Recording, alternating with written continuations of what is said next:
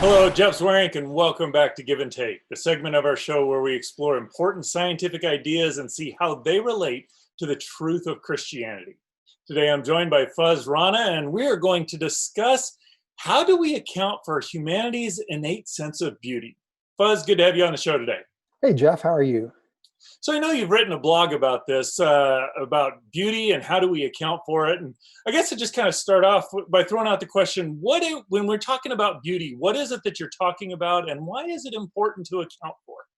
Yeah, well, the scientists will refer to our capacity to appreciate and even create objects of beauty as our aesthetic sense. And so this is not only the fact that we appreciate the beauty of nature, but also that we as human beings are compelled to try to create things that we perceive as beautiful as well. And this would be like works of art or music or a dance performance or even body ornaments or even things like fictional stories that we have this compulsion to create. But then in turn, we want to spend time actually contemplating and immersing ourselves in the things of beauty that other people create. So it's this, again, this drive to create things that are beautiful and this, again, ability to immerse ourselves in contemplate those things that we perceive as beautiful.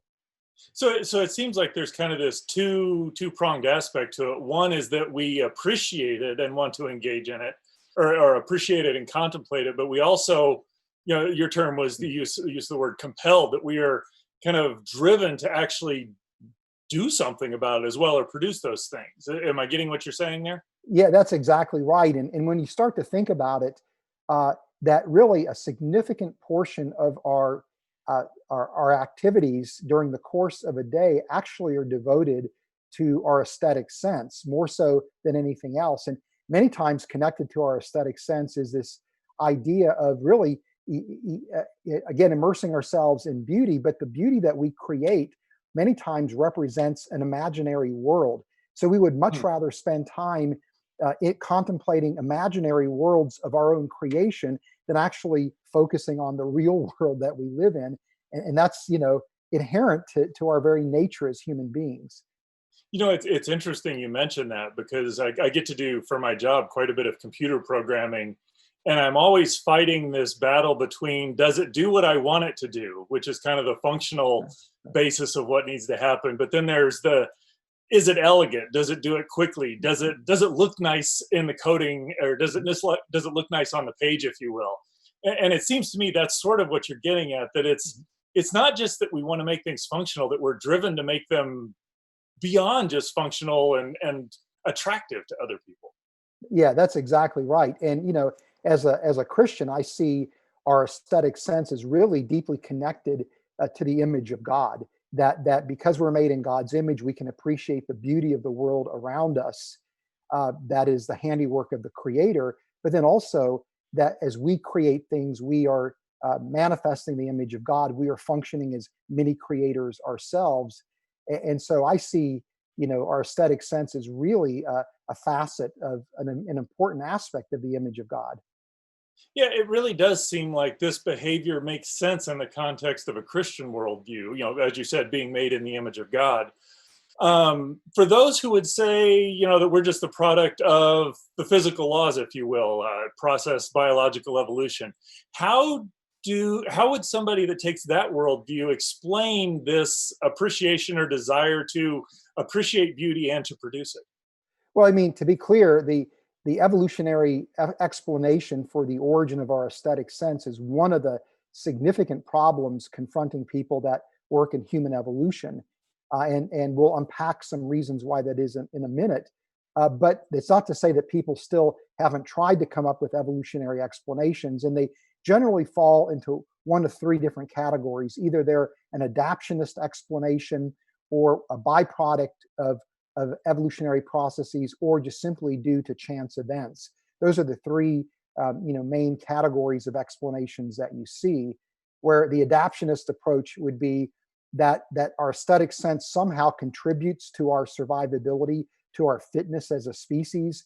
Others would say, well, it's a byproduct of evolution, where our aesthetic sense is not really directly connected to our survivability, but it's linked to another biological trait that actually is connected to our survivability. And then lastly, with the chance hypothesis, it's just that evolution randomly put together neural networks in our brain that just happen to allow us to appreciate beauty, but it really has no bearing on our survivability whatsoever. It's just an accident of evolution.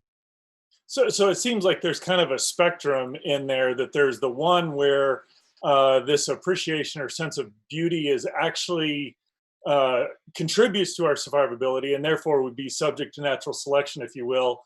Whereas the kind of genetic drift or the accident would be, it just kind of arises because for really no reason. And then the middle one seems to be kind of a balance between the two of, it's got some utility, but it really isn't, evolution didn't drive it to that. It kind of is kind of a byproduct. Is that kind of the spectrum Yes. there you're Yeah. describing? Yes, that's exactly right. So how well do these explanations work? Do they hold up under scientific scrutiny? I don't think they hold up very well. And so, for example, with the adaptionist approach, many people argue, well, the things that we find beautiful are linked to those things that would promote our survivability. So, for example, when human beings evolved according to the evolutionary model, we were hunter-gatherers, and so living by streams of water in a forested area would be beneficial to our survivability, and so we would find that beautiful. The problem with that explanation is that some landscapes that we find to be absolutely stunning are landscapes that would be completely inhospitable to our existence. Mhm. And so that explanation just simply doesn't seem to work. And really, the major problem with both the byproduct explanation and the chance explanation is that if our aesthetic sense really doesn't contribute anything to our survivability, that's one thing. But the fact that our aesthetic sense dominates, again, our existence, where we are obsessed with things of beauty and creating things of beauty, really undermines both of those explanations, because it means that if we're devoting all kinds of time to activities that don't really contribute to our survivability, that actually would make us less fit, not more fit. And so you would think that natural selection would actually weed out or minimize our aesthetic sense. And so none of these explanations really work. So how, as a Christian, are we to think about this, or how could we use this to engage somebody to get them to consider the truth of the gospel? Well, as our friend Ken Samples likes to say, the argument from beauty is really an underutilized argument for God's existence. And to me, I think it's one of those arguments that anybody would appreciate, regardless of how technically minded they are. Everybody appreciates beauty and is, I think, driven to ask the question, why do we find things beautiful? And this is where I think we can readily point to the idea that the world that we live in would be beautiful if indeed the Creator is responsible for producing the world that we live in. And if we really are made in God's image, then we would expect that we should actually appreciate beauty.